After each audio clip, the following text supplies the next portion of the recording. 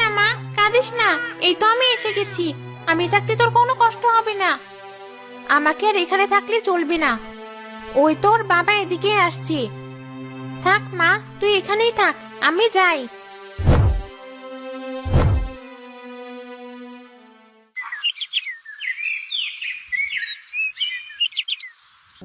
আরে, এ কি? মেয়েটা এভাবে মেঝেতে পড়ে আছে কেন? দেখি তো কোথাও ব্যথা পেলো কিনা। কিরে মা, একটুও কাঁদলি না তুই? কি আশ্চর্য ব্যাপার!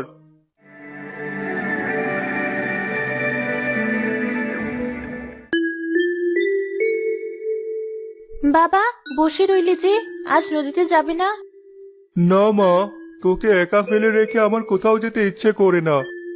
নদীতে গিয়ে মাছ না ধরলে আমরা কি খাবো? তুমি আমার সারাক্ষণ ছোট ভাবো। দেখছো না আমি কত বড় হয়ে গেছি? তাই তো। বেশ, তাহলে এবার ওঠো দেখি। আমি এক্ষুনি তোমার জালটা নিয়ে আসছি। বসে না থেকে এক্ষুনি নদীর দিকে রওনা হও। সুজন ভাই, কোথায় গেলে? ওই তো জসিম চাচাও এসে গেছে। চাচা, বাবা আমার বাড়িতে রেখে কোথাও যেতেই চাইছে না।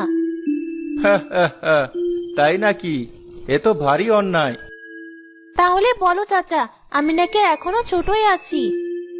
না না, আসলেই তো কথাটা মানা যায় না। কি হলো সুজন ভাই? কি আর বলবো ভাই, মেয়েটা আমার একদম পাকা গিন্নি হয়ে গেছে। কাজে না গেলে একটা কথাও তার মাটিতে পড়ে না। কি যে বলো না সুজন ভাই, ঋতুর মতো লক্ষ্মী মেয়ে এই জেলে পাড়ায় আর একজনও নেই। সে তুমি যাই বলো ভাই, মেয়েকে বাড়িতে একা রেখে আমার কোথাও যেতে ইচ্ছে করে না। গেলেই শুধু গিন্নির বলা শেষ কথাটা বারবার মনে পড়ে যায়। এই যে আবার শুরু হয়ে গেল। দেখেছো তো জসিম চাচা, বাবা আমাকে ছোট বলে, অথচ নিজে কেমন বাচ্চাদের মতো কাঁদছি। তাই তো, কেঁদো না সুজন ভাই। ঋতুর মতো বুঝদার মেয়ে কোথায় পাবে? চলো চলো, আমরা বরং এগোই। হে ভাই, তাই চলো। তুমি চিন্তা করো না, আমি যতক্ষণ আছি আমাদের মেয়ের আমি কিচ্ছু হতে দেব না। যাই, জানালার কাছে গিয়ে দেখি মেয়েটা কি করছে।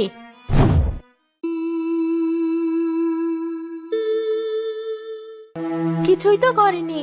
আজ যে কি রান্না করি, বাজারও তো সেই অনেক দূর। কি আর করার, আলু ভর্তার ভাতই রান্না করি। আহারে, মেয়েটা শুধু আলু ভর্তার ভাত খাবে? আমি থাকতে কিছুতেই হতে দেব না। তা আমি বরং ওর জন্য সবজির ব্যবস্থা করি।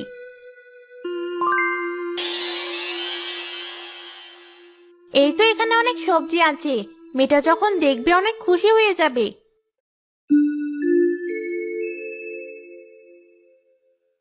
আরে, এখানে তো সবজি এলো কোথা থেকে? আমি তো কেবলই দেখলাম এখানে আলু ছাড়া আর কিছুই নেই। আশ্চর্য, তাহলে কি আমি ভুল দেখলাম? ঋতু যখন এসব ভাবছিল তখনই তাদের প্রতিবেশী সেলিনা এসে তাকে ডাকতে লাগলো। ঋতু, এই ঋতু, কোথায় গেলি? একবার বাইরে আয় দেখি। সেলিনা চাচি, তুমি এখানে? হ্যাঁ, তোর খোঁজ খবর নিতে এলাম। তোর জন্য খুব মায়া হয় ঋতু। এতটুকু বয়সে তুই মাকে হারালি। কষ্ট পেও না চাচি, মা হারিয়েছে তাতে কি, বাবা তো আছে। কি যে বলিস মা, মা মারা গেলে বাবাকে আর অত যত্ন করে? দেখবি কবে করে তোর নতুন মা নিয়ে আসবে, তখন হবে তোর আরো জ্বালা। এসব তুমি কি বলছো চাচি? আমার বাবা অমর না, বাবা আমার অনেক খেয়াল রাখে।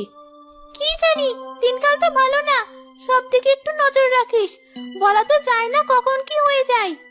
তোমাকে অত ভাবতে হবে না চাচি, এমনিতেই তো চুলগুলো পেকে যাচ্ছে। এত চিন্তা করলে যা চুল আছে তাও সব পেকে যাবে। তোর মতো পাজি মেয়ে জেলে পাড়ায় আর একটিও নেই। আসুক তোর বাবা, আজই তোর কথা বলবো। সেলিনা সেখান থেকে চলে যেতে লাগলো। তেঁতুল গাছে বসে থাকা মালা শাকচুন্নি এতক্ষণ সবই শুনছিল। খুব সাহস হয়েছে দেখছি এই সেলিনার, আমার মেয়েকে পাজি বলা। দাঁড়া, এক্ষুনি তোকে দেখাচ্ছি মজা। মালা শাকচুন্নি চোখ বন্ধ করে জাদু করতে সেলিনা মাটিতে পড়ে গেল। ওরে বাবা, মাজাটা বোধহয় ভেঙে গেল।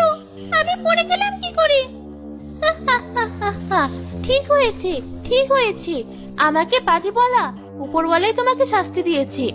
বিচ্ছু মেয়ে, আজ আসুক তোর বাবা, এমন নিয়ে বিনিয়ে বলবো, দেখবি কেমন শাস্তি দেয়। সেলিনা আবার যখন উঠে দাঁড়াতে গেল তখনই আবারও মাটিতে পড়ে গেল।